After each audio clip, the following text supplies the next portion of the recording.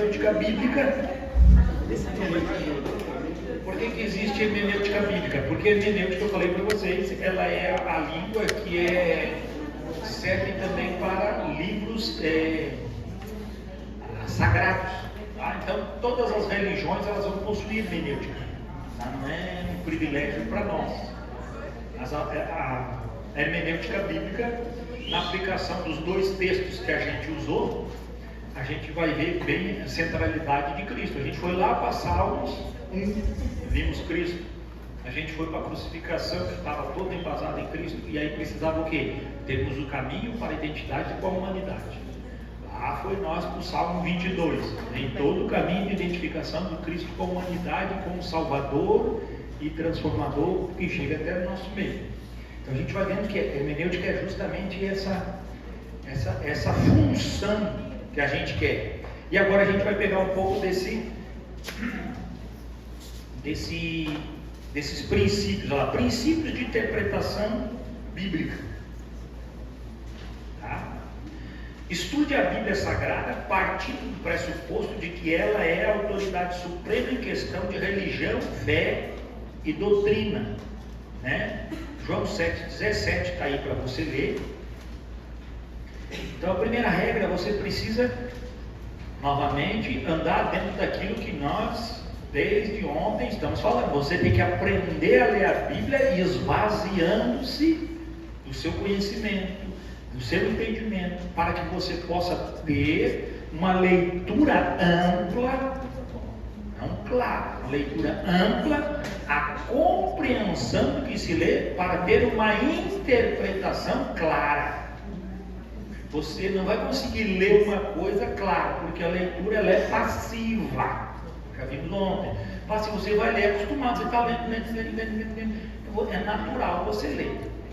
E aí o que acontece? Nós também somos acostumados quando a leitura e ao que dentro da hermenêutica, ao que é vocalizado, que é oral, falado, nós também entramos às vezes nos mesmos erros.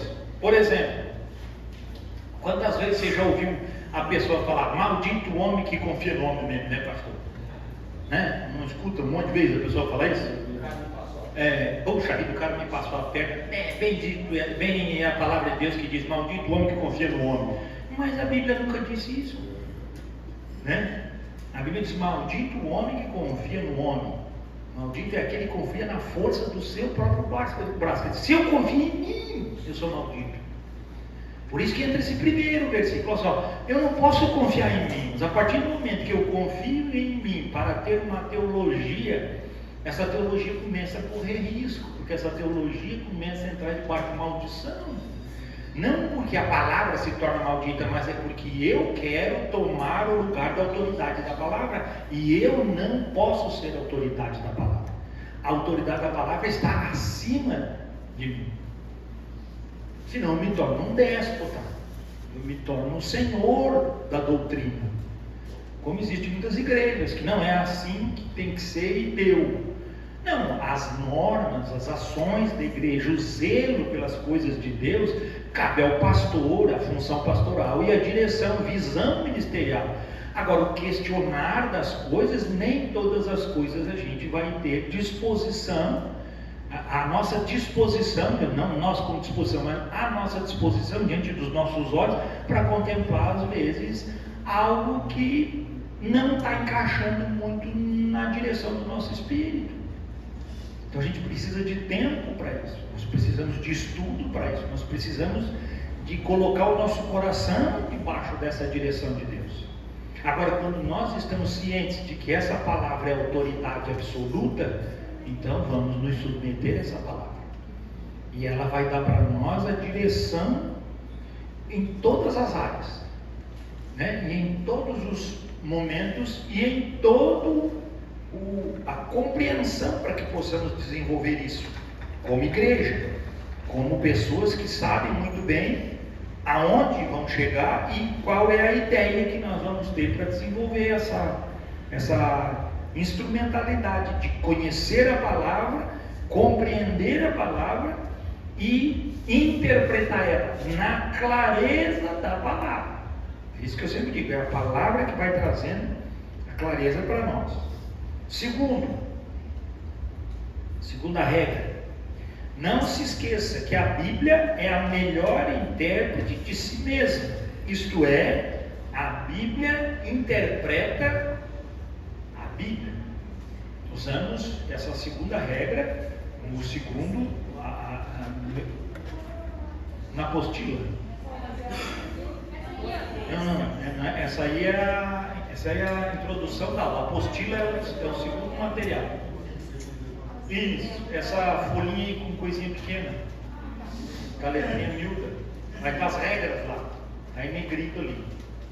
Então a Bíblia interpreta a Bíblia, ou seja, se eu não consigo perceber a forma de ver a clareza do texto, isso não está limitando a autoridade da Bíblia, antes está limitando o quê? A minha falta de dedicação para conhecer mais da Bíblia. Porque se eu conheço pouco a Bíblia, obviamente eu também não vou conseguir destrinchar a Bíblia na eficiência se eu a lê-la com contentamento e tiver o coração marcado por ela. Obviamente o texto vai vir, que nem nós estávamos conversando aqui, né? E aí veio o texto de Jesus quando andou em carne, que foi o que? Esvaziando-se. É muito mais fácil a gente levar para esvaziamento, às vezes o texto de Filipenses, que é muito mais comum. Mas quando eu falei, não, é lá em Hebreus, eu sabia o livro, mas o texto não. Aí a Marisa socorreu nós ali, né? É Hebreus 5, então já ficou na cabeça. Hebreus 5, 7, amanhã, depois a gente já não esquece mais, tem um bom tempo aqui, vai ficar com esse texto na cabeça. Mas eu estou dizendo, se a gente não vai, mas tu não está perdido, não, isso aí eu acho que está lá em Malaquias, não tem nada a ver com Malaquias.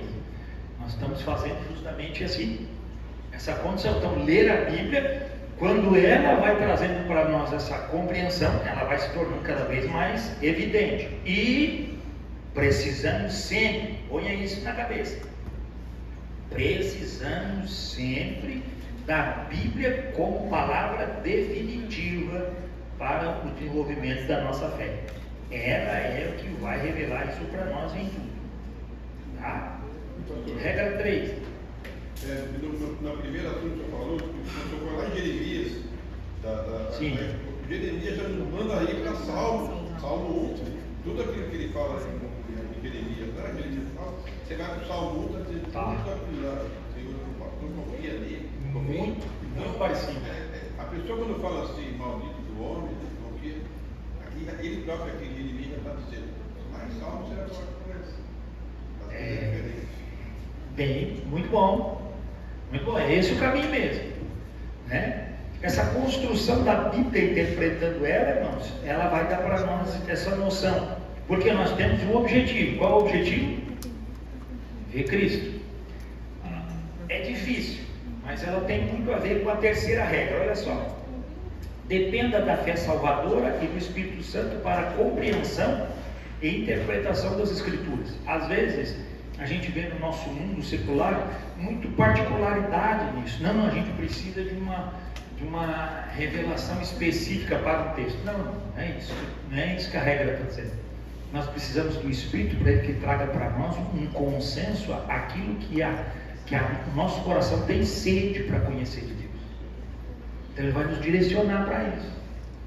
Não é eu tenho uma revelação que os outros não têm. Lá em Balneário Camboriú tem uma igreja lá que tem um maluco lá dizendo que agora ele recebeu de Deus e ele é o único, as pessoas têm que vir do Brasil inteiro, vai lá gente lá, porque ele sabe o que é o reino de Deus. É um perigo isso. Cara, Paulo não sabia, Pedro não sabia, ninguém sabia. Agora ele recebeu uma unção de Deus e ele agora tem que ir lá na igreja pagar para ele dizer qual é o segredo do reino de Deus. Nós lemos ontem, Jesus mesmo falando em parábolas, ele diz, a vós é vos dado a conhecer o reino de Deus, e eu vou explicar. Não, isso não foi por quarta-feira que eu preguei no culto, foi aqui, quarta, lá na igreja.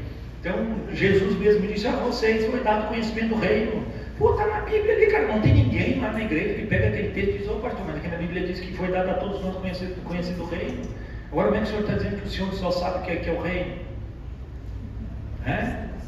Então, cuidado com essas artimanhas, elas estão muito presentes hoje.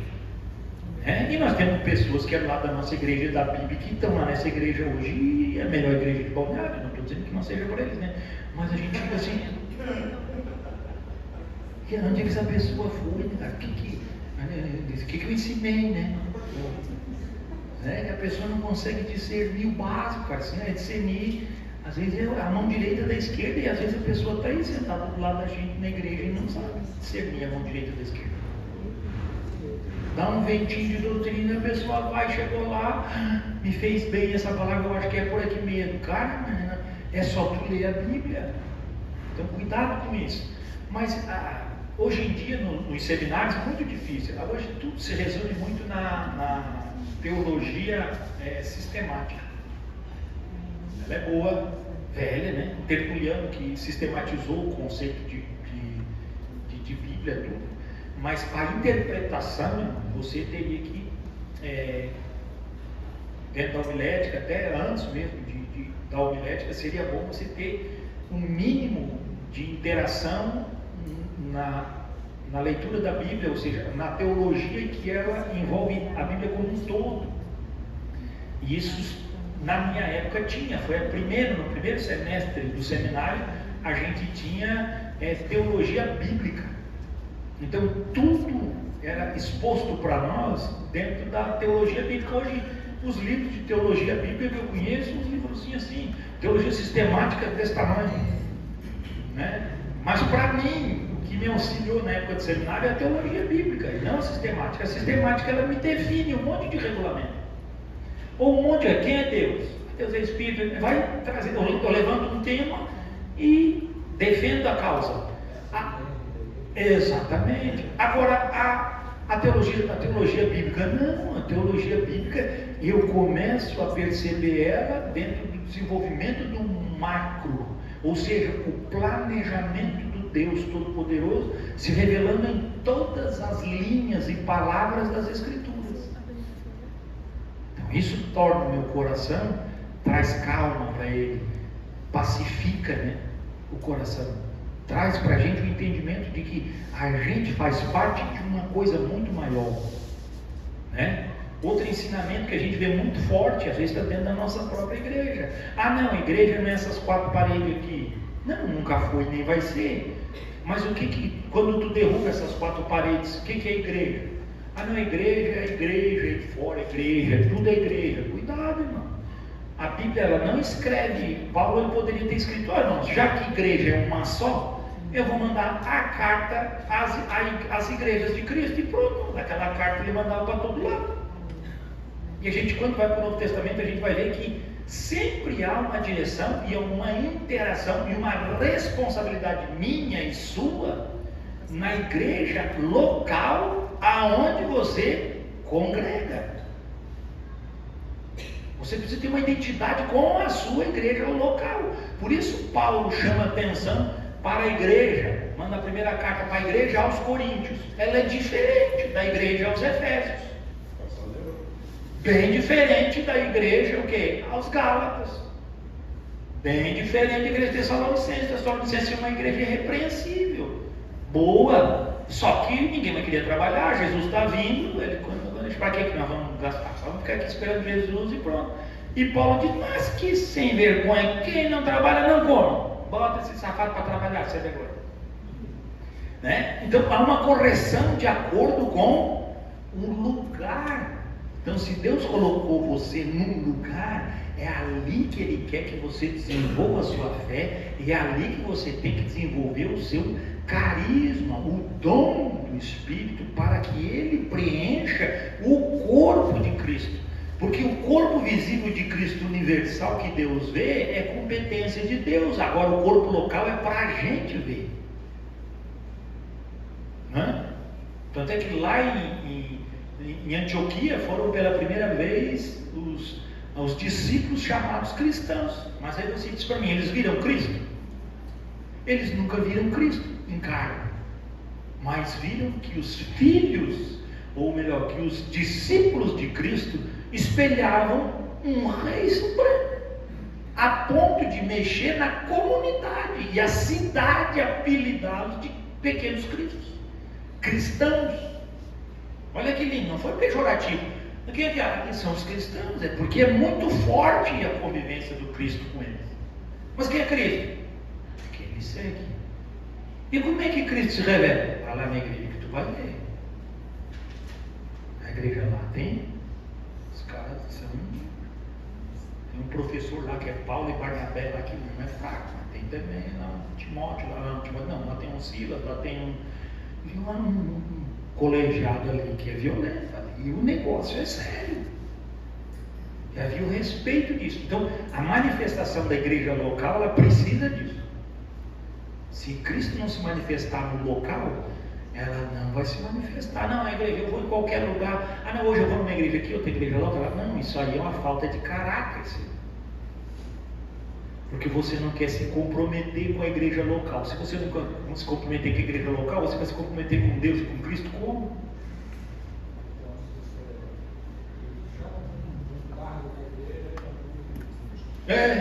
Perdeu o cargo, passou a eleição, não vou botar igreja, porque eu quero trabalhar para o Senhor, então me proibindo. Não, rapaz, agora tu pode trabalhar muito mais para o Senhor, porque agora tu está livre do cargo.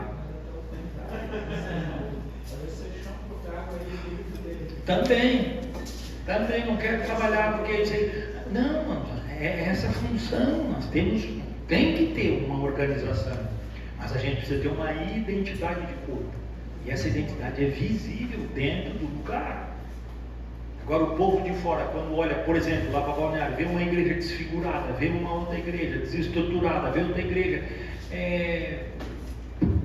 como é que ele vai identificar qual é a igreja verdadeira? Se a igreja verdadeira de Cristo não botar o pé e se revelar como igreja de Cristo, acaba sendo enganada. E é muito fácil hoje em dia, porque, irmãos, tem coisa nessas igrejas. Hoje em dia as igrejas viraram show, né? Agora a igreja virou, como é que é? Agora tem banco, né? E o André Valadão lançou o banco digital agora na igreja. Então tem coisas assim que a gente para pensar e diz, meu Deus do céu, onde é que chegou, né? Diante do trono, que era um divisor de águas aí anos atrás. Hoje parece que virou palhaçada, né? Virou um sistema de dinheiro que não tem quem. Não há dinheiro no mundo que ainda é pouco, né? É umas coisas assim que fogem da realidade. É difícil a gente compreender. Será que se desviou? Será que esse cara nunca foi crente? A gente vai ficar questionando o homem, cara. Vamos para a Bíblia e toca para frente, porque se nós ficar olhando para ele, nós vamos ficar mortos. Agora eu não quero nem andar perto disso, porque essas coisas vão contaminar. Entendeu? Isso sobe para a cabeça, meu filho, sobe. Então não é uma coisa muito agradável para isso. Opa! Porque essa regra terceira, ela é bem simbólica para isso, né? Depois eu vou passar para o pastor Marcos, ele vai botar no grupo de vocês aí algum livro sobre teologia bíblica, se você quiser comprar um dia para fazer um bom resumo do que é uma boa teologia bíblica, né? Você pode comprar um livro ou baixar na internet, ver aí algum material que está aí velho, antigo. Meus livros são tudo velhão, para que você possa ter essa noção desse macro aqui. Aqui nós estamos, a nossa hermenêutica, ela tem essa construção aqui. Nós estamos aprendendo aqui os conceitos debaixo da teologia bíblica, tá? Em nenhum momento nós vamos fazer nenhuma pontuação sobre a teologia sistêmica. Nós estamos aqui usando única e exclusivamente a teologia bíblica. Nós vamos estar sempre caminhando dentro desse propósito. Criou aqui uma dúvida, nós precisamos de uma resposta dentro dessa interrogação, então vamos procurar na Bíblia, porque a própria Bíblia vai responder a interrogação que tem. E mesmo no meio disso a gente vai ver que tem coisas que a gente ainda não consegue ainda ter toda a revelação, né?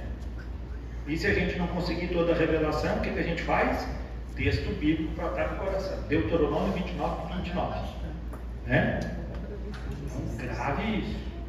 O que está escrito lá? As coisas reveladas são para os homens, e as encobertas pertencem ao Senhor. Para aquilo que tem coisa encoberta, Deus não revelou tudo, cara. Então tem coisas que Deus também não vai revelar. Né? A não ser que o pastor Balneário, que o cara daí não tá, devia estar lá na Bíblia. Com algumas exceções, né? Acontecendo em Balneário Camboriú aí, lá 2025, vai aparecer um doido lá dizendo isso. Né? Então,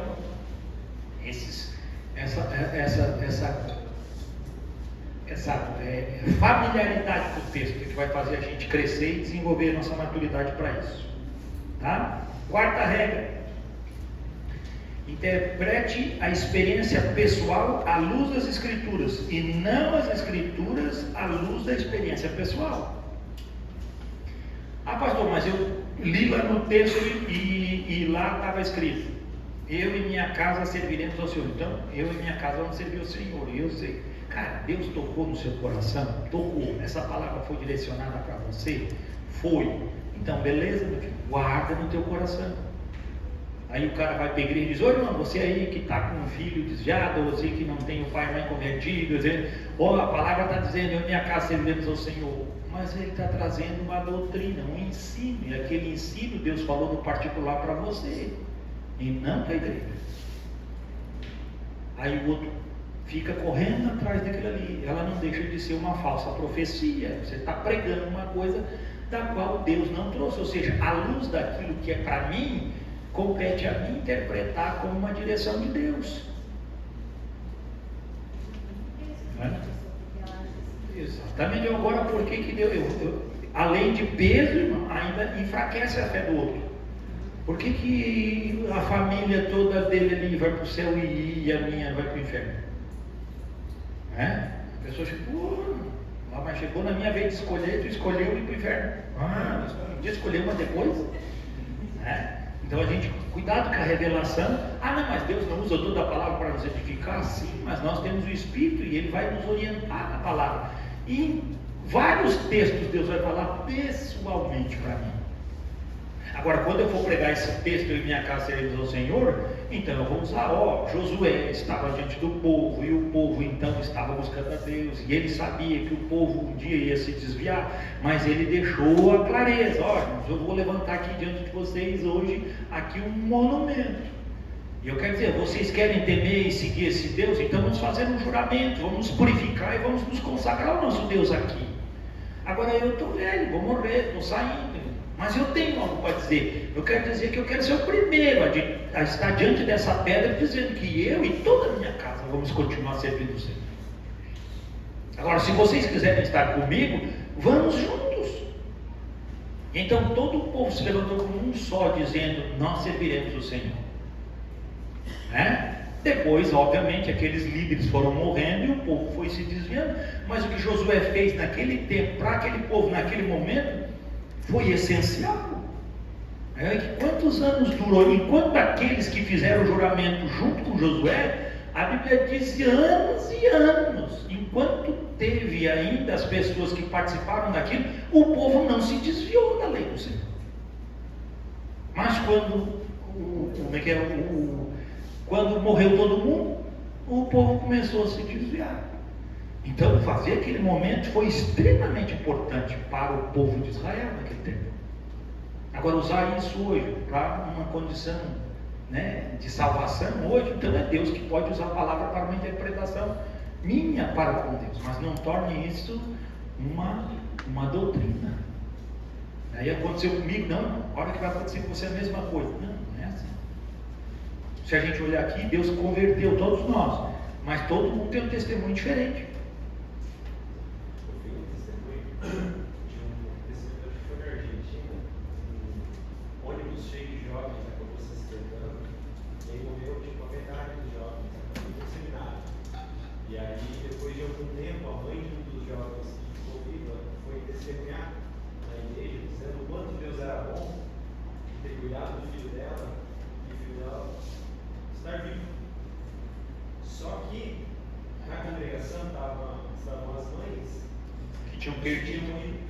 Então é exatamente isso, Tu traz a experiência pessoal com dominação das Escrituras, dizendo que Deus é bom porque Ele fez aquilo que eu achei que deveria fazer. E aí, logo para as mães que perderam os filhos, ele é mau. Olha o quanto que isso pode inverter a fé. pode enfraquecer a fé de um irmão, porque a pessoa diz, mas então eu não faço parte disso aqui. Né? Falta de sabedoria primeiro da irmã, depois do pastor que chama ela para dar o testemunho, e aí aquela coisa não é. Aí o pessoal, né? Nós precisamos ver, mas é bem esse ponto. Então, usar de versículo bíblico para dizer, poxa, pastor, isso aqui Deus falou para mim assim. Alguém chega na igreja, pastor, Deus falou para mim, o que eu digo? Amém? Depois eu, pastor, eu acho que eu não entendi bem, meu filho, não venha com essa preocupação. Tu disse que Deus disse, agora Deus não disse. Se tu disse, pastor, eu estou vendo essa direção, o que o senhor acha? Aí é uma coisa, nós vamos andar junto, agora tu disse que Deus disse, agora tu falou, Deus disse para mim, o que eu vou falar? Fiquei quieto, eu não falo mais nada. Ô pastor, isso aí é bíblico ou não é bíblico? Meu filho, eu não sei, tu disse que Deus falou contigo, quem sou eu para dizer se isso é ou não? Mas o que o senhor acha? Eu não sei. Agora, pastor, eu preciso de entendimento disso aqui. É que dizendo, eu não posso, Deus disse. Se Deus disse, quando tu fala com o pastor, tu diz, cala a boca porque Deus está falando eu fazer isso. Então faz. Né? E já aconteceu, não, pastor, o senhor não ora por mim? Eu disse, mas por quê, irmão? Cara, eu tenho no coração certeza assim que é para eu casar com aquela moça. Eu disse, poxa, que bom então. Mas será que a moça sabe? Não, a moça nem me conhece, não sabe, mas eu vou casar com ela. Eu disse, primeiro passo, tu tem que se apresentar. Segundo, tu sabe como é que a família dela? Não, pastor, por isso que eu preciso da sua ajuda, porque ela é casada. Me pergunta lá na igreja. Eu digo, o quê? Ela é casada, pastor, Deus tem que matar aquele marido para eu casar com ela. Eu disse, Deus tem que matar. Tô louco é para matar tu, que foi uma proposta dela. Eles me deu essa ideia mesmo. Aí o pastor arranca o cajado e tá no canto da orelha. Pá, pá, pá.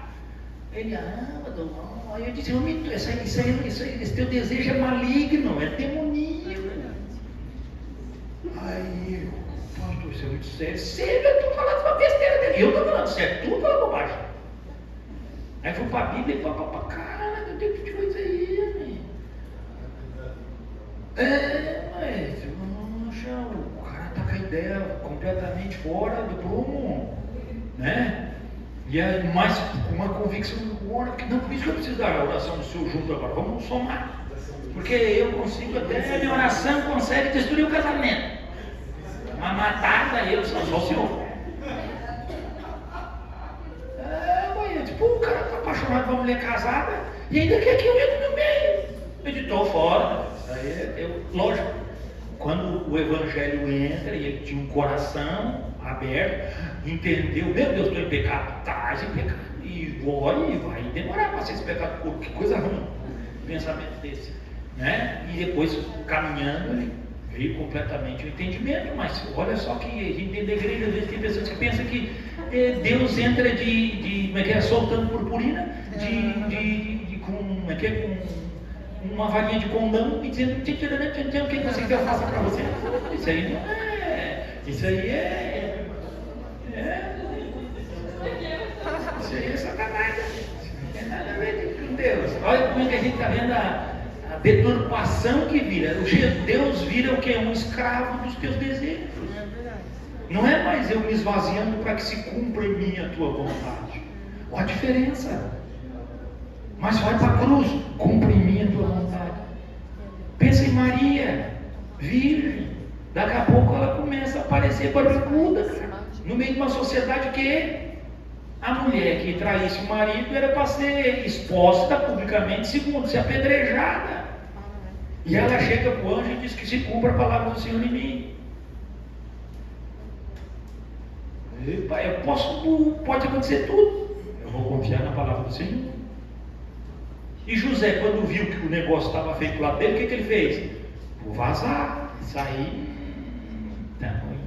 Porque a gente não sabe o que passou na cabeça dele, mas ele não quis infamar, ele não vou deixar, mas vai que ela gosta do outro cara, ela que se vire com ele, eu vou sair quietinho e ela que vá.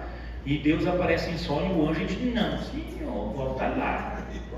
Ela gosta de ti mesmo, tu gosta dela, vai lá, assume, porque é tu mesmo, cara. Agora o que está nela é filho do Altíssimo. Aí é coisa de Deus. E a Bíblia diz que na mesma hora José, naquele mesmo dia, a tomou. debaixo dos seus cuidados, botou na sua casa, guardou com ela e não a conheceu até que ela tivesse o filho. Ao respeito, cara, isso é de Deus, não vou meter a mão nessa minha não. Protegeu ela, que ninguém podia fazer nada, minha esposa, ela está grávida, minha mulher, cuida da sua vida, cuida da minha. E a sociedade, que é básica, porque ele se colocou como um protetor da casa. Mas ela teve que confiar no Senhor. Ela não falou assim, José, não é bem assim, hein, José? Não é bem assim, José. Só o Espírito Santo, mas só o anjo para falar. Não, isso aqui, não é isso que tu está pensando. Pensa se for de Deus, você vai pensar lá com a barriga desse tamanho. Não, mas peraí, não leva, não é isso que tu está pensando. Não, porque eu penso o quê? José pensou que ele viu. Não era bom. Fala lá, irmão. Esse negócio que o senhor falou ali sobre o anjo, Deus falou comigo ali em particular. Nós tínhamos uma igrejinha lá, e ela tinha uma amiga na igreja, né? Uma pessoa assim, já de idade, já assim, uma superona.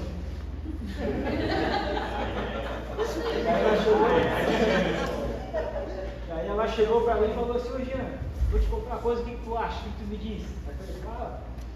Ela disse assim, olha, vem aquele moço lá. Eu falei assim, então ele quer casar comigo? Eu falei, legal.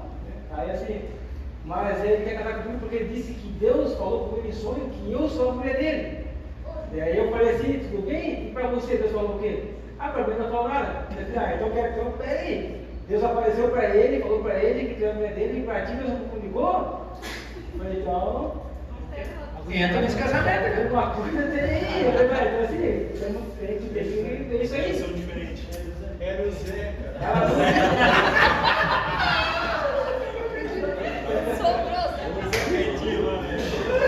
O que ela fez? Ela confiou nessa batalha aí, nessa nossa profecia do cara aí, casou-se com o cara no papel e depois se separaram, porque depois ela descobriu que não era, entendeu? Depois enfim, né? Mas o teu aviso foi sábio. Eu falei pra ela, olha, eu nunca vi esse negócio de Deus ficar julgando as pessoas. Nunca vi isso. Eu não acredito que Deus veio, fez manifestações de carne, nossos pecados, morrer na cruz, para que ele ficasse aí. Fiel no casamento. Apesar de que nem no céu existe casamento, né? Mas enfim, agora se você quer casar com ele, vai lá, chama ele, ora com ele, mostra os princípios bíblicos, olha, assim, você concorda com isso, a gente tem a mesma visão no caminho, e os dois ruins vai dar certo pelo Evangelho, aí vocês vão ver para frente. Agora, se o ruim apareceu para ele, não apareceu para ti, duvidoso. Muito. Isso. Não é tão difícil, mas não é impossível. Agora, individualmente, é bênção, hein? Então, não leia a Bíblia, porque às vezes você está lendo a Bíblia, e é isso que eu estou dizendo. Mas tudo precisa de uma interpretação. Não, às vezes você está lendo a Bíblia desarmado, com o coração vazio, e tu está lendo e daqui a pouco aquele texto salta aos teus olhos e enche, queima no teu coração. Gente, é Deus falando com você. Pô, Ele está te trazendo, é direção. E tu, que coisa boa a gente saber que Deus está falando a gente pela palavra. Ele usa a palavra para isso, né? Agora não, Deus, que maravilha. Compartilhe com alguém que está perto, firme na fé. Não faça, pastor, quer dar um testemunho, e vai lá na frente e usa da palavra para, o que ele diz, para enfraquecer outros, né? Para você é um ato de fortalecimento, mas para o teu irmão do lado ali pode ser um ato de enfraquecimento, ou às vezes até ele pode contemplar você pelo ato da própria soberba. Deus falou comigo, fala comigo, só com ele, e comigo também não, né? Aí aparece em sonho de noite e Deus diz, eu não vou falar com você. Pronto. Fala, Janete. Eu tenho experiência que o Silas ia casar comigo. Começou a pesar já. Viu? Posso acabar Eu esperei, eu orei, falei que eu queria ele como meu marido e pedi uma prova. E essa prova, porque ele tinha uma namoradinha lá em E eu falei assim, Deus, se ele vai para o final de semana lá para o Urubici e ele não encontrar a namoradinha, eu entendo que o Senhor está me dando ele como meu marido. A menina que corria atrás de mim era tímida, não tinha vergonha.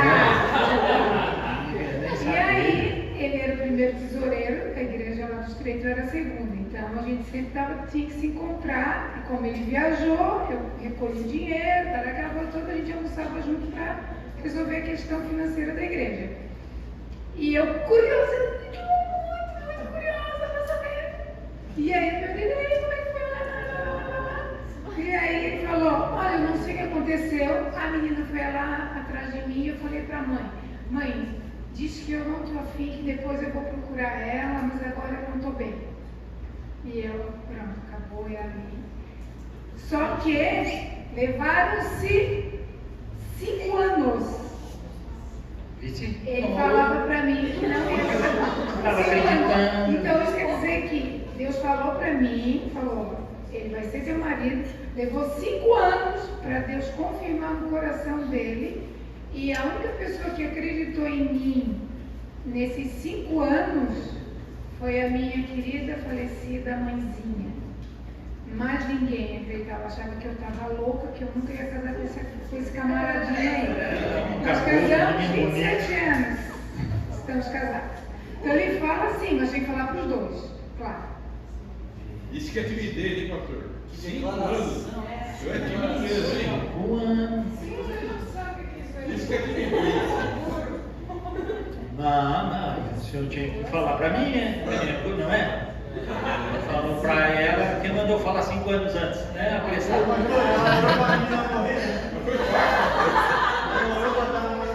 Rapaz do céu, senhora, pensa num negócio mal feito, que veio. Tá rica, dona de terra, mas montada no ouro. Eu aqui, ó, pastor, pensa na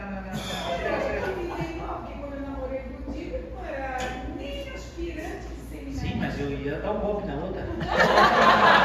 Precisava ser. Ela não tomou na outra, não. Agora já. Eu sou um homem que casa uma vez só da vida. Eu tenho isso, não estou dizendo que isso tem que ser uma norma, mas eu sinto no coração que casamento é um só. Se hoje minha esposa fosse, que Deus livre, né? Eu não tenho entendimento, coisa que precisa casar de novo. O consolo não pode ter, mas a gente tem que saber, né? Mas diga assim, eu pelo menos entendo desse jeito. Para mim, eu entendo que casamento é um só, nessa questão de entendimento, né? Eu entendo, principalmente pela questão mais de questão de vocação mesmo. Acho que o pastor ele tem que ser marido de uma só mulher. Não é que não possa, pastor, ficou viúvo, casou, tem algum problema? Óbvio que não, né? Nosso presidente da convenção hoje ficou viúvo, casou de novo, está muito bem casado. Ninguém está dizendo que é errado. Mas tem coisas que são destinos pessoais. Isso para mim é uma definição para mim pessoal. Né? Errei uma vez, vou errar duas? Não.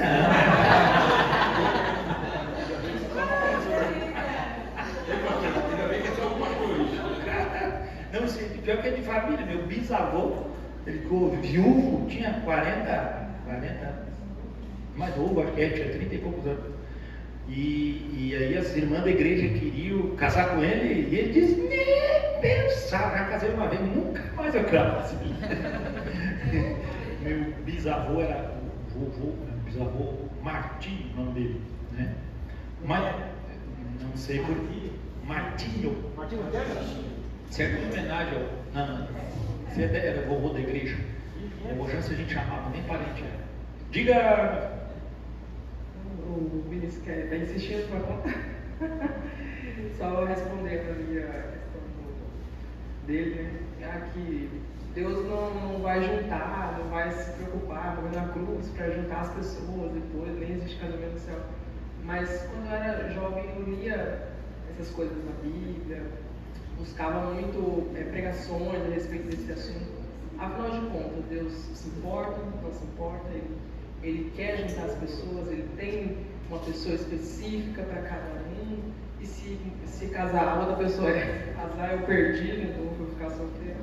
Então era uma coisa que eu buscava muito em Deus, em oração, para Deus me mostrar. Eu queria que Deus me mostrasse para eu não escolher errado, né? Porque às vezes a gente enxerga o exterior, né, da pessoa, mas Deus conhece o coração do homem, né?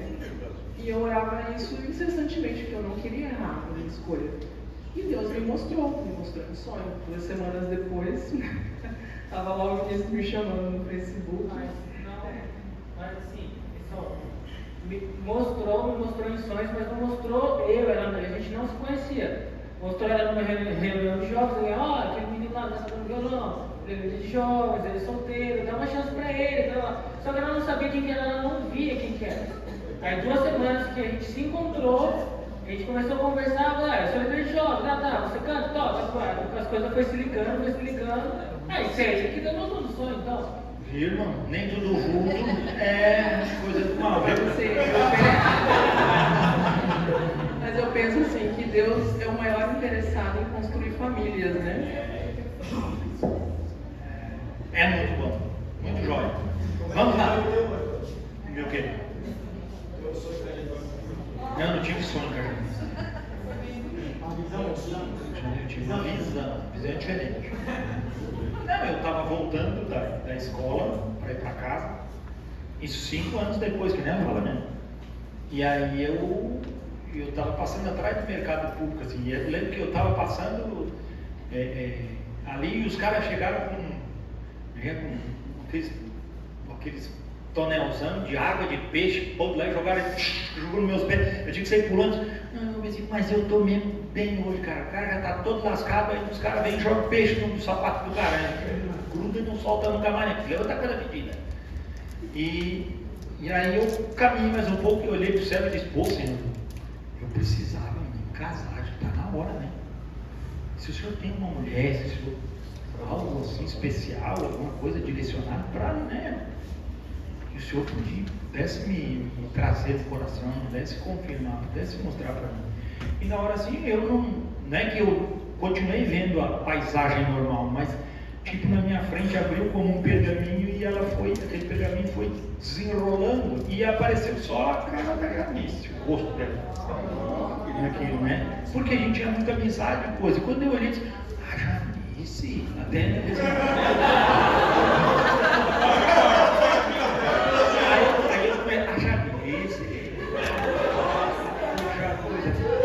mas foi uma coisa muito pessoal, né? E aí eu fui para casa, na época eu não tinha celular, imagina. Estamos 27 casados, doido, né? 29 anos atrás, isso, quase 30, 30 não, fazer 20. 30 anos atrás. Fez agora, né? Dia 22 de março, na verdade, né? 22 de março a gente fez, né? De namoro, né? Tá dizendo, né? Namoro, noivado e casamento. E aí eu cheguei no escritório, liguei para ela e disse, Janice, final da tarde tu tá no escritório toda, eu vou passar lá. Aí eu passei lá, já convidei ela para namorar. Deus falou, tá dito. E aí andava assim, né? Que nem a mãozinha do lado. Aí tive que passar pela sogra, pelo sogro lá, pedir para sair tudo. Em 3 meses assim Deus tinha transformado. Eu estava apaixonado por ela, a gente já estava idealizando no final do ano. No final do ano a gente noivou e em novembro de 96, eu casei no século passado. No 15 de novembro de 97, aí a gente casou. Então, Deus, ele vai mostrando. Mas eu disse, aquilo que foi uma particularidade para a Janice 5 anos antes, e que foi uma particularidade para mim, também foi engraçado, porque a hora que eu estava na frente dela, eu disse, Janice, não sei se tu vai acreditar em mim, não sei, né, tu sabe, mas eu queria perguntar para ti, eu acho que é um dia muito sério, tu pode me responder, ou tu pode ter um tempo para pensar, entendeu? O que foi? Aí eu disse para ela, não, eu queria saber se tu quer namorar comigo, né? E ela disse, faz 5 anos que eu espero essa pergunta. Aí eu entendi que era um sim, né? Eu disse, então tá bom. Eu tô perguntando a você, né? Então tá, eu tô no meu tempo, então tá beleza. Então estamos namorando, tá namorando. Vocês estão namorando. Mais legal. Pegar na mão, que era mais difícil, né? Beijar, que era uma coisa mais, né? Nós era crente, né, Betinho? Nós era crente. Então depois a gente foi, né, se alinhando, né, com o aprendizado, o casamento e as coisas todas. E graças a Deus o pastor Jota também, que nos abençoou muito, nos aconselhando para o casamento, né? O nosso pastor lá na igreja. Teve bons momentos que a gente teve com ele, assim, porque ele queria que a gente tivesse um casamento que desse certo e investiu em nós para isso, né? Não ficou só naquilo que nós acreditávamos, ele também investiu na nossa vida, e isso é importante. Eu sempre que alguém vou casar, eu faço questão de fazer, né, um acompanhamento para o casamento, porque isso é uma coisa para a vida toda. Eu acho que essas questões também vêm muito da forma como foi ensinado. O pastor Jota era bem direcionado para isso, né? Quando eu digo assim, que eu acho que casamento é um só, que é para a vida toda, é muito coisa do pastor Jota. Eu acho que isso era muito particular dele, né? Acho que ele era bem focado nisso, né? Embora está lá ele casado, a Leila ainda está lá com ele, né? Tá aí vivinho, do mesmo jeito. Está velho, deve estar se aposentando já, mas é um homem de Deus, graças a Deus. Muito bem. Regra 5. Os exemplos bíblicos só têm autoridade prática quando amparados por uma ordem que os faça mandamento universal. E agora nós vamos para a prática. Lucas capítulo 10. Alguém falou coisa? Agora você vai botar em prática aqui.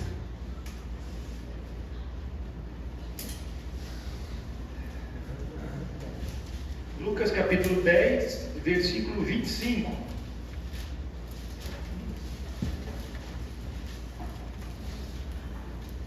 Todo mundo achou aí? O que está escrito em cima? Discípulo de Jesus deve levar. Muito bem. Aqui a Bíblia diz para nós o bom samaritano. O bom samaritano é uma boa parábola, né? Onde Jesus ele acrescenta para nós muitas formas de a gente ver aquilo que a força, eu digo, que Jesus utilizou e fez para se revelar como Filho de Deus. E como isso às vezes no coração das pessoas é bem intransigente isso. Quando a gente fala, todo mundo aqui já sabe, né? Quando a gente fala dessa parábola, o que vem na sua cabeça, assim, primeiramente? Se você lembra dela. Sim. Hã? Amar o próximo. Está aqui dentro do texto. Mas amar o próximo para quê?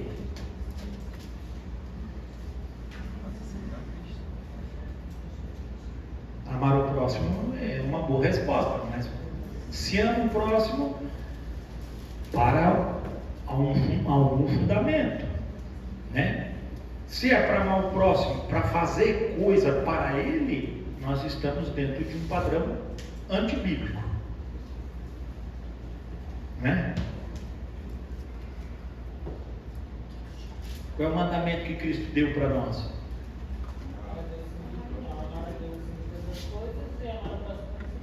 Muito bem, nisso se resume o quê? Tudo se resume nisso. Agora, amar a Deus sobre todas as coisas está lá, é o primeiro mandamento dos 10. E é o próximo. Está onde? Não está lá. Ou seja, é o mesmo mandamento. Quando a gente vai ver Paulo citando esse primeiro mandamento, ele não cita amar a Deus sobre todas as coisas, mas cita amar ao próximo. E ele diz, nisso se resume a lei de Moisés.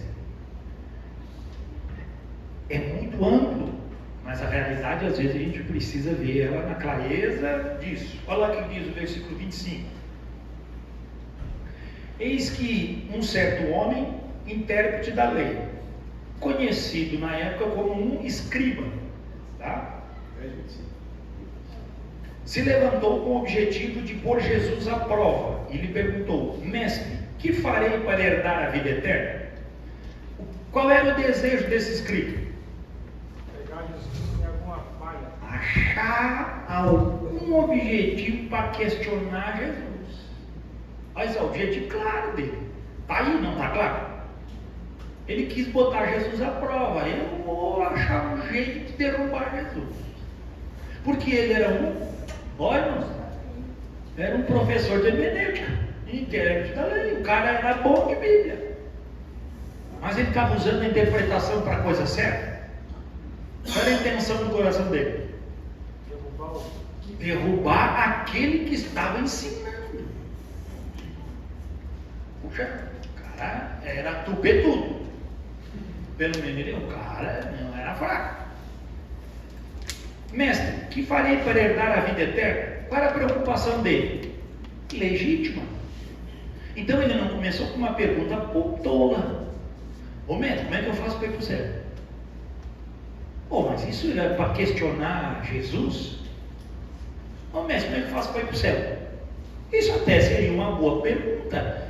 Mas Jesus sabia que a intenção dele não era assim. A intenção dele era outra. Então Jesus lhe perguntou, olha só, ele era o quê? O intérprete da lei. Então tu vai dizer para mim, o que está escrito na lei, como você entende? O que a lei diz? Então, já que você quer ir para o céu, a lei deve dar algum caminho, né? Esse é um princípio comum dentro da filosofia, é o chamado o princípio filosófico da maiêutica. Quando você recebe uma pergunta, você não dá resposta, você novamente questiona aquele que está te perguntando. E Jesus sempre utiliza desse método, tá? Embora a maiêutica ela seja bem antiga, mas ela foi principalmente formulada pelos gregos, e eles tinham isso como um hábito de ganhar tempo, mas também de saber a profundidade do que o outro queria saber. Fazer uma pergunta para ti e diz, tá, mas por que está perguntando isso? Né? Como ele é o intérprete da lei, o intérprete da lei chega ao pastor e diz assim, ô pastor, como é que faz para ir para o céu? Aí o pastor, mas tu não sabe como é que faz para ir para o céu? Eu não sei, tá, mas tu não é convertido. Né? Começa a vir os questionamentos. Jesus diz para ele, como é que tu interpreta? Isso ele respondeu. Olha só, como é que ele respondeu? Ame o Senhor seu Deus